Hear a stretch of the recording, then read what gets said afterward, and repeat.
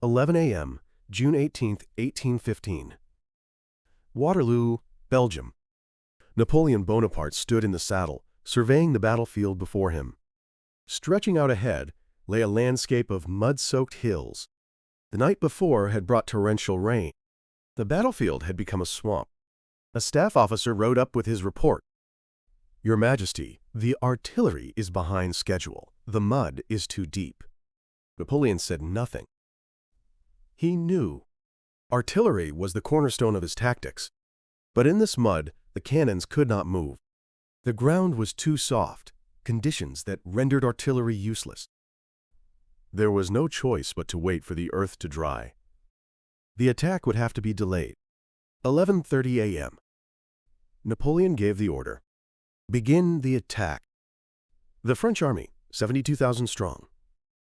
Facing them, the Anglo-Allied forces of the Duke of Wellington, 68,000 men. But Napoleon had calculated his odds. The Prussian army had not yet arrived. The detachment he had sent in pursuit was supposed to be holding them back. If he could decide the battle before noon, victory was his. 11:30 a.m. The French forces surged toward Hougoumont on the right flank. It was a feint. Draw the British attention to the right. But the British held firm. The stone manor had become a fortress. Past noon. As the fierce fighting at Hougoumont on the right raged on, Napoleon moved his main force. 1:30 p.m. d'Erlon's corps, 16,000 infantry, advanced toward the center, toward La Haie Sainte. Dense columns of march. Drums thundered across the field. But the British were waiting. Hidden beyond the ridge, cavalry. The moment the French crested the hill, British cavalry charged.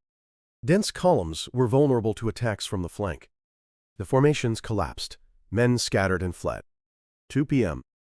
The French main force fell back, having suffered devastating losses. Then a staff officer burst in with a report. "Your Majesty, Prussians, to the east." Napoleon's expression changed. He raised his telescope. On the eastern horizon, a dark shadow. The Prussians. Marshal Blucher's army was flowing onto the battlefield, corps by corps. Napoleon made his decision. There was no time. He had to destroy the British before the Prussians arrived. Around 4 p.m., Marshal Ney misread the movement of the British forces. The British are beginning to retreat. Ney ordered a cavalry charge. 5,000 horsemen surged forward. But the British were ready. Wellington had his infantry form square. A tight, four-sided formation. A wall of bayonets on every side. The French cavalry charged. Hooves shook the earth. But the British did not waver. Volley fire. The French cavalry charged again and again. But the British squares would not break. The horses recoiled from the wall of bayonets.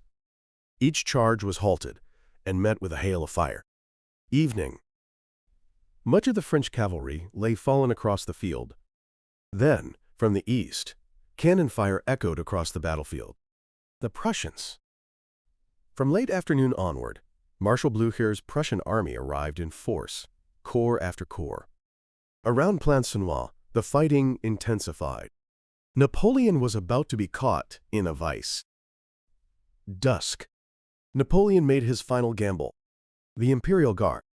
La Garde Impériale, the Emperor's Guard. His finest soldiers. Men who had never known defeat. But this was his last reserve.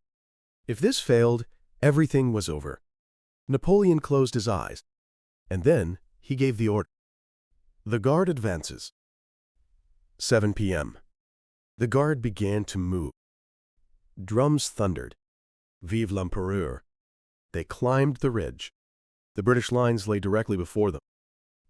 But then, the British rose. Wellington had kept them hidden. Beyond the crest of the ridge, and at point-blank range, he ordered the volley. Smoke swallowed the battlefield. Around 7:30 p.m., the Guard retreated. La Garde recule. The Guard is falling back. That cry rang out across the battlefield. The Guard, who had never retreated, was retreating. Panic swept through the entire French army. 8 p.m. The French army collapsed entirely. Men threw down their weapons and fled. All order was gone. Napoleon mounted his horse. He had no army left, and he rode away from the battlefield. The Battle of Waterloo. The main fighting lasted from midday into the night. French losses: dead and wounded over 215,000 men. Prisoners and missing 9,000. On a battlefield soaked in mud and blood, many of the wounded fell without ever receiving care. Allied and Prussian losses are estimated to have reached a similar scale, tens of thousands. The figures vary by source, but the magnitude remains undeniable. The outcome was clear. June 22nd. Napoleon abdicated. His signature was set to the document. Napoleon Bonaparte. The title of emperor was gone. October. Napoleon was sent to the island of St. Helena, the South Atlantic, a remote island cut off from the world, 7,000 kilometers from Europe. There he would spend the rest of his days. Waterloo was not merely a battle. This was the battle that decided the fate of Europe. The Congress of Vienna. The great powers built a new order. The Concert of Europe. The Concert of Europe. Regional conflicts, the Crimean War, the Franco-Prussian War, did occur. But a war engulfing all of Europe was avoided until the First World War, a century of relative stability. The Pax Britannica. The age of the British Empire. Napoleon's defeat gave birth to this order. But beneath the soil, there are truths still waiting to be told. Recent excavations at field hospital sites have uncovered amputated limbs and improvised trenches dug by soldiers, traces invisible in any written record. The brutal reality faced by ordinary soldiers is still being brought to light. And so, I put the question to you. History only tells us the outcome, but those who lived it did not know how it would end. If you had been in Napoleon's position, would you have committed the guard at dusk? Or would you have chosen to retreat before the Prussians arrived? Share your thoughts in the comments below. Thank you for witnessing this moment in history with me. Waterloo is the place where one man's ambition came to an end. But the order it gave birth to across Europe endured for nearly a century. History's turning points are always born from human decisions. This channel follows those moments of decision. If this video left its mark on you, I'd ask you to subscribe and leave a like. Your support is the key that opens the door to the next chapter of history. See you in the next one.